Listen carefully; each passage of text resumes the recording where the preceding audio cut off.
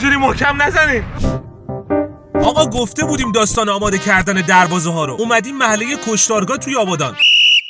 با نام و یاد خدا سلام عرض میکنم خدمت شما بینندگان عزیز. بازی حساس بین تیم های رابسید و کشتارگاه خدمتتون گزارش میکنم. حالا یه حرکت برای تیم قرمز از جناح چپ. بلد نیستی چرا لاف میاری؟ اینجا کشتارگاه اگه بردی یهو چی آقا؟ تهدید میکنی؟ داور! اوه گل! در کمال ناباوری تیم رابسید گل اولو به ثمر میرسونه. حالا تیم کشتارگاه حالا یه شوت. بدبختی هرچی هم میزنه گل نمیشه. ماجرا چیه؟ اوه تیرک دروازه. حالا توی برگشت یه حرکت دیگه. یا خدا گل به خودی توی گل کوچی. خودی زدی؟